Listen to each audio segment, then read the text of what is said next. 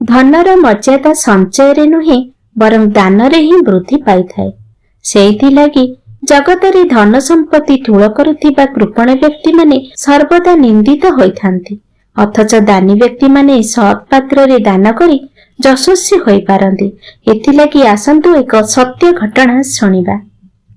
कर्णाटक रे श्रीनिवास नाम रे जने स्वर्णकार संप्रदायर सेठ थिले। केवल धन संपत्ति ठूल करिबा छडा तांकर अन्य किछि भी काम नथिला। काहाको किछि देबा तो दूरर कथा, निजे भल करी भी गंडे खाउ नथिले। दिनकर कथा, जने गरीब ब्राह्मण श्रीनिवास को भेटी तांको झियर बाहागर निमंते किछि साहाय्य प्रार्थना कले। एबे श्रीनिवास बहुत चिंता कला परे दुईटी थाली रे रखा जाइथिबा किछि टंका आनी प्रत्येक थाली रो गोटी लेखाए नेबा पाई से गरीब ब्राह्मण को कहिले।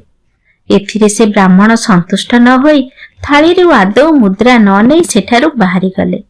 यह देखि से सेठ भारी खुशी हेले, मात्र भीतर पार्श्वरे लुचि रही सेठकर पत्नी एसबु देखि भारी मन दुख कले। ब्राह्मण फेरी जीवा बेले तांको अटकाई सेठकर पत्नी निज नाकरे पिंधिथिबा हीरार मूल्यवान फूल को बाहर करी तांको देई देले।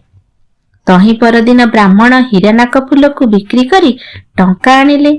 बाहागर रे खर्च करिवे बोली सेही सेठकर सुना दुकान को गले। तही परदिन ब्राह्मण हीरा नाक फूल को बिक्री करी टंका आनिले। बाहागर रे खर्च करिवे बोली सेही सेठकर सुना दुकान को गले। श्रीनिवास सेही हीरा फूल को देखि ठीक जानि पारिले जे एईटी निश्चय तांको पत्नीकर।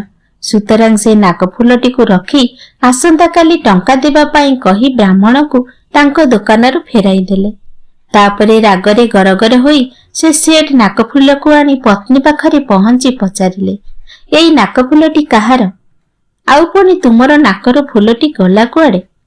एभली कथा सुनी तांको पत्नी हठात घाबरेई गले। डरी डरी से कहिले, ताकू तो मो बाक्सरे रखी देइछि।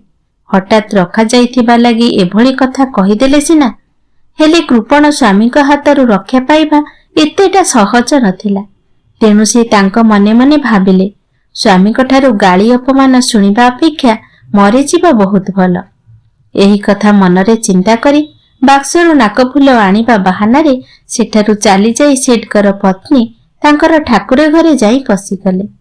पूजा पाउथिबा मुरलीधारी श्रीकृष्ण को पाद तले पड़ी से कहिले, हे प्रभु, मोर स्वामी को टिके सद्बुद्धि दियंतु।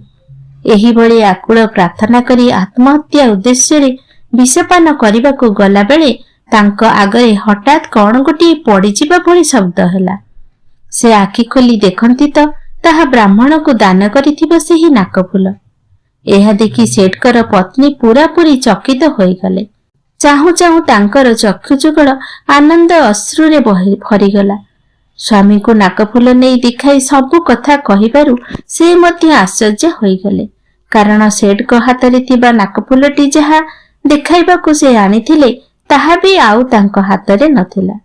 एही भली एक विचित्र घटना सेही कृपणकर हृदय को संपूर्ण रूपे बदलाई देइथिला सेदिन।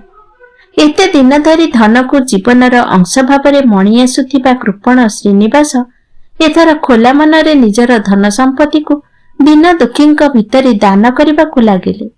जीवन को सबुदिन लगी भगवान को श्रीचरण रे समर्पी देई भजन कीर्तन रे सेठ माकी गले। सेही दिन ठारू कृपण श्रीनिवास पालटी गले सन्थ पुरंदर दास।